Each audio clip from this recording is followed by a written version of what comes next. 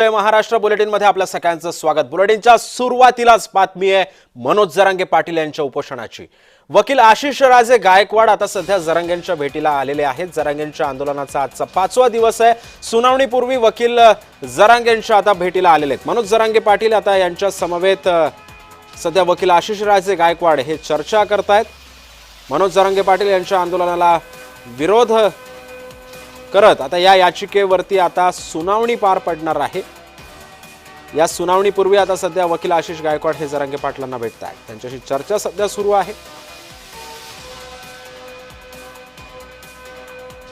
या संदर्भामध्ये अधिक माहिती देतात आमचे प्रतिनिधी विजय चिडे सध्या आपल्या सोबत आहे। विजय, आंदोलनाच्या विरोधामध्ये कोर्टात याचिका दाखल होते आणि त्याच्यानंतर काल एक सुनावणी पार पडली, युक्तिवाद झाला। कोर्टाने काही निर्देश सरकारला आणि पोलिसांना दिलेले आहेत। मात्र आता वकील आज पुन्हा एकदा एक सुनावणी होतीये, वकील चर्चा करतायत। नेमकी काय चर्चा होतीये दोघांमध्ये?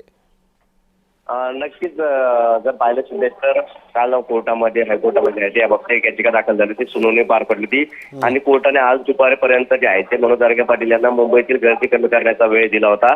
आणि देखील काही नियमावली जे आहे ते कोर्टाने लावून दिले होते आणि आज दुपारी पुन्हा सुनावणी घेऊ असं देखील कोर्टाने सांगितलं होतं। त्यानंतर आता मराठा संघटनेचे जे जरांगेंचे वकील आहेत गायकवाड हे आता मनोज जरांगे पाटील यांच्या भेटीसाठी दाखल झाले होते। मनोज जरांगे पाटील यांची भेट घेतलेली आहे आणि कोर्टाचे संपूर्ण जे काही युक्तिवाद झाला तो त्यांनी जरांगे पाटील यांना सांगितलेला आहे। त्याचबरोबर आज काय युक्तिवाद करायचा याच्या संदर्भात जे आहे त्यात मनोज जरांगे पाटील यांच्यासोबत त्यांनी चर्चा केलेली आहे। आता ते न्यायालयाच्या दिशेने जात देखील आहे। त्यामुळे थोड्या वेळामध्ये जर पाहिलं गेलं ती सुनावणीला जी आहे ती देखील सुरुवात होणार आहे। मात्र तत्पूर्वीच जरांगे पाटील यांच्या आंदोलनाचा 5वा दिवस आहे आणि त्याच अनुषंगाने जे आहे आता ही भेट त्यांनी घेतलेली आहे आणि जी परवानगी आहेत आंदोलनासाठी लागणारी किंवा लागणारे जे कागदपत्र पुरावा द्यायचे आहेत त्या संदर्भात ते जरांगे पाटील यांच्यासोबत चर्चा करणार। विजयच्या ज्या प्रमाणपत्रांची पूर्तता सुद्धा जी कोर्टामध्ये करण्यात आलेली होती, वकिलांनी जरांगेंचा जो काही युक्तिवाद केलेला होता, मात्र या प्रमाणपत्रांची पूर्तता कोर्टाने ती पडताळलेली आहेत का ही सगळे प्रमाणपत्र आणि त्याच्यानंतर काय निर्वाळा दिलाय कोर्टाने?